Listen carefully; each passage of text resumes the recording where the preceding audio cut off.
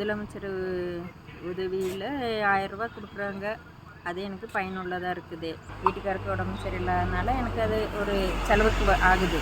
பின்ன அரிசிக்கு ரூபா கொடுத்து ஃபஸ்ட்டு வாங்கினோம். இப்போ ஒன்றும் இல்லை, ஃப்ரீயாக கொடுக்குறாங்க. அது ஒரு உதவியாக இருக்குது. மகளிருக்கு பஸ்ஸு ஃப்ரீயாக கொடுக்குறதுனால டிக்கெட் இல்லாமல் போடுற வசதி இருக்கிறதுனால அது ஒரு வசதியாக இருக்குது. காலையில் 6 மணிக்கு டாஸ்மாகில் சாராயம் இருக்குது, இரவு முழுக்க சாராயம் இருக்குதுன்னு நான் கேள்விப்படுறேன். அதனால் இளைஞர்கள், குடும்ப பெண்கள் எல்லாம் பாதிக்கப்படுறாங்க. அதனால் தொடர்ச்சியாக சமூக குற்றங்களும் அதனால தொடர்ச்சியாக நடக்குது. பாலியல் வன்முறைகள் இது இருந்தாலும் அதை கைது செய்கிறாங்க, இது பண்ணுறாங்க. ஆனால் அதை தடுக்கிறதுக்கான இளைஞர்களுக்கான மறுவாழ்வு மையங்கள் குடி போதைக்கு இந்த 4 வருஷத்துல இந்த ஸ்டாலின் ஐயா நல்லா ஆட்சி நடத்துவாருன்னு நாங்கள் ஓட்டு போட்டோங்க. நான் எந்த கட்சி சாராதவன், நல்ல விடியல் தரேன்னு சொல்லி நம்மளை எல்லாத்தையும் ஏமாத்திட்டாருங்க. பாத்தீங்கன்னா மதுவிலக்கு அமல்படுத்துறேன்னு சொல்லிட்டு ஒண்ணுமே பண்ணல. இப்போ 10வது படிக்கிற பையன் சேர்த்து இன்னைக்கு குடிக்கிறாங்க. இந்த ஆட்சி இப்படியே போயிட்டு இருந்தா அடுத்த முறை வர்றது கஷ்டம் தாங்க. பழைய ஓய்வூதிய திட்டத்தை அமல்படுத்துவேன்னு சொல்லியிருக்காங்க. இதெல்லாம் செஞ்சாங்கன்னா அது மட்டும் இல்லாம மதுவிலக்கு படிப்படியா குறைக்கிறேன்னு சொல்லியிருக்கிறது.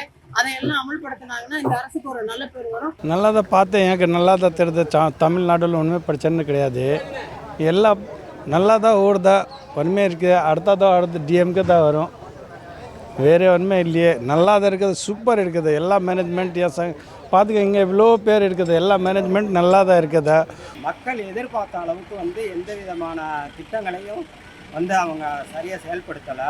குறிப்பாக இன்றைக்கி சட்ட ஒழுங்குங்கிறது மிகப்பெரிய பிரச்சனையாக மாறி இன்றைக்கி தினமும் டிவி எடுத்து பார்த்தாலும் சரி, இல்லை மற்ற பத்திரிகை எடுத்து பார்த்தாலும் சரி, எதை பார்த்தாலும் கொலை, கொள்ளை, கற்பழிப்பு, குழந்தைகள் வரைக்கும் சீரழிக்கக்கூடிய சூழ்நிலை தான் நடந்துகிட்ருக்குது. திமுக ஆட்சி வந்த உடனே அவங்க சொன்னாங்க, நீட்டை ஒழிக்கிறதா எங்களோட முதல் வேலையாக இருக்கும், திட்டமாக இருக்கும் அப்படின்னு சொன்னாங்க.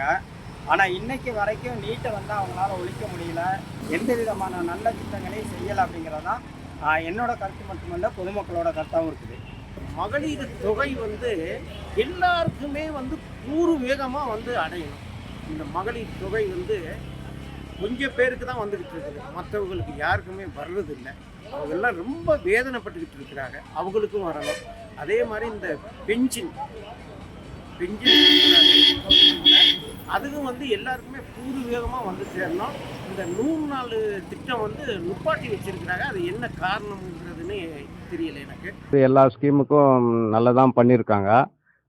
இந்த 100 நாள் வேலையும், அதுக்கப்புறம் இந்த பசங்களுக்கு, காலேஜ் பசங்களுக்கு 1000 ரூபாய் போடுறது, அதுக்கப்புறமா மகளிர் உதவித்தொகை, இலவச மகளிருக்கான பேருந்து, அப்படியெல்லாம் நல்லபடியாக நடத்தி இருக்காங்க.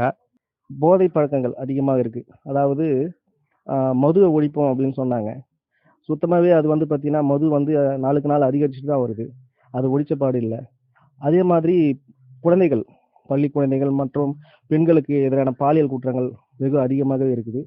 அதை சீர் செய்யறதுக்கு இந்த நடந்து வர ஆட்சி காலத்தில் எந்த ஒரு ஏற்பாடுகளும் தடுப்பு நடவடிக்கைகளும் எடுக்கலைன்றது தான் கருத்து.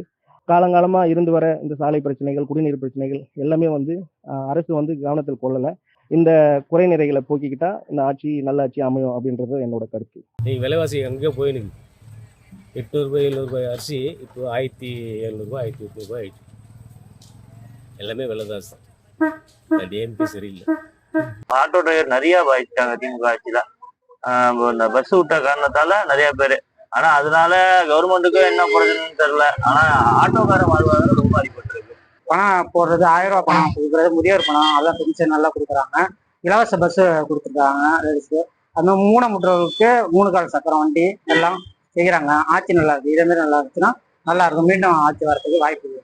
4 வருஷம் ஆட்சி ஆரம்பத்துல நல்லா இருந்தது. இப்போ போக போக கெட்ட பேர் அதிகமா வந்துட்டு இருக்குது. அதை குறைச்சிக்கணும். இலவசத்தை தவிர்க்கணும்.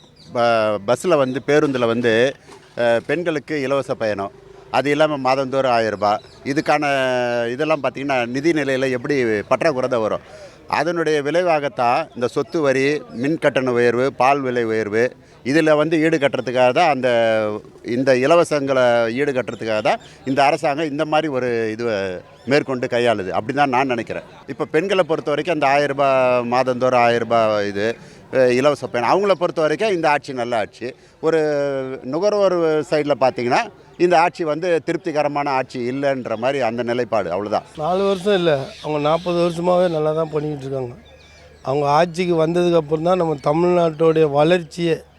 திராவிட முன்னேற்ற கழகம் இல்லைன்னா தமிழ்நாடே இல்லை. ஏன் இந்தியாவுக்கே ஒரு எடுத்துக்காட்டாக இருக்குது.